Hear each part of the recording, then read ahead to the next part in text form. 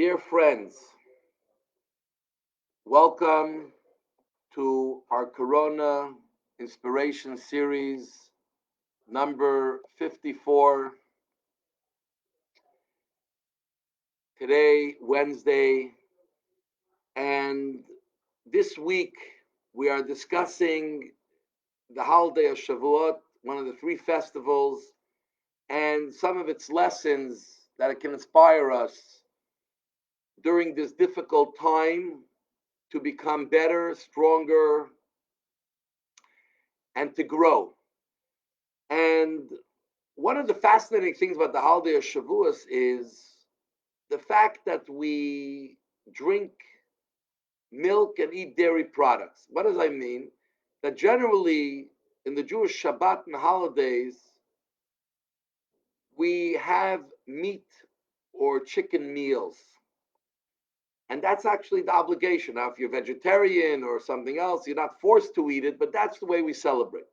But comes the holiday of Shavuos, which has no real identity of its own, like Passover and Sukkot with the matzah and the lulav and the esrog and the sukkah, or the shofar and Rosh Hashanah, but has no real identity in its own besides the day that we set aside, that we don't work and we eat meals and we pray in synagogue. It's a holy day.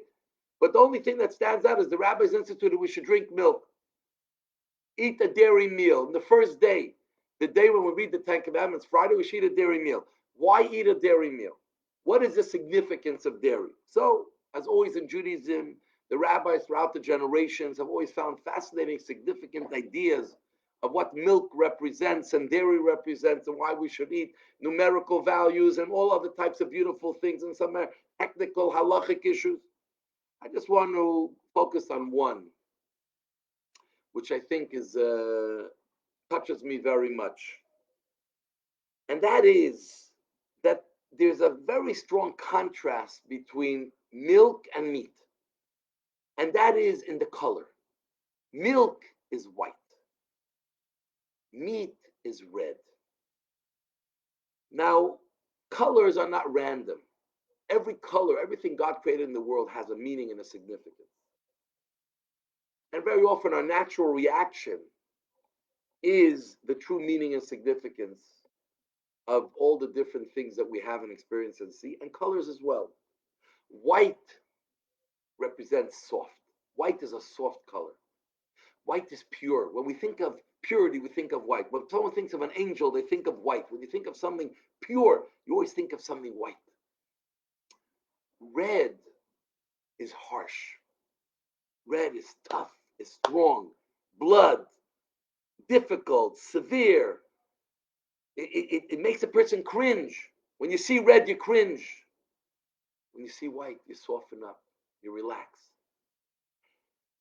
Kabbalistically, these colors have a lot of meaning.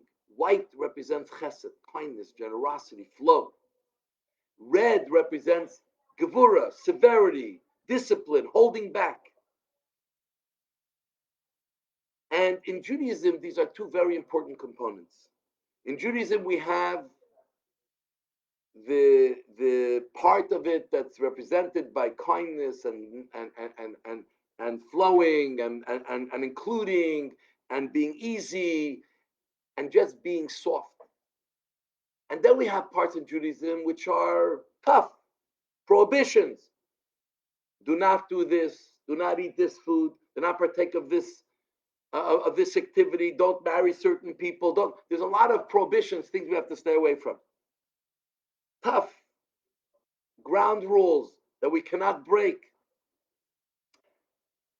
And we need both components. To really have the full, complete story of Judaism, you need both components. You need to have the ability to have discipline, to be able to have structure within every area of your life, what you can do, what you cannot do. It's not a free-for-all. On the other hand, you need to have softness, you need to have kindness, you need to have openness, you need to be able to make things attractive. And they both are needed and they both play their role. But the Torah, on a general basis, God said the Torah represents kindness.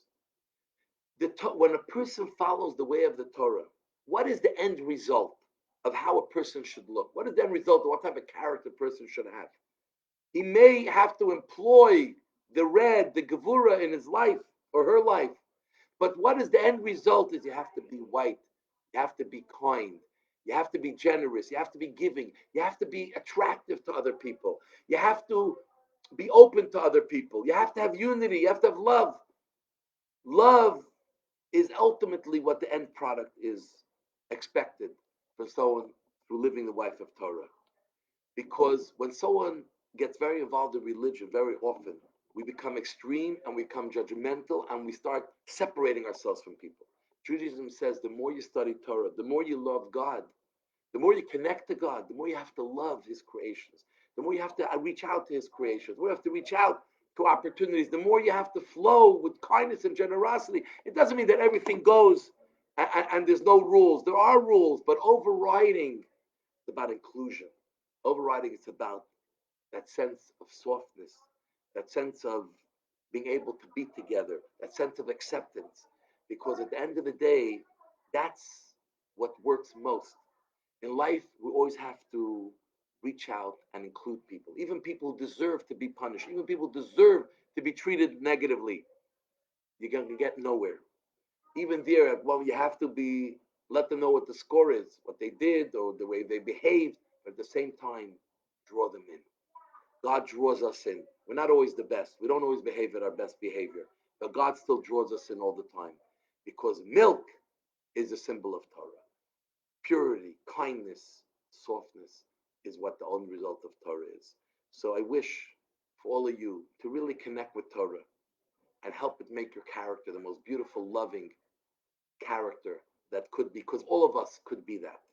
That's what God is to us. Every day He showers us with kindness. Life itself, the opportunities, the blessings we're surrounded with every day. Let's ourselves make those blessings happen for everyone around us as well. So make sure you eat some blintzes, cheesecake, or just take the message with you, and may it be a blessed day. Thank you so much.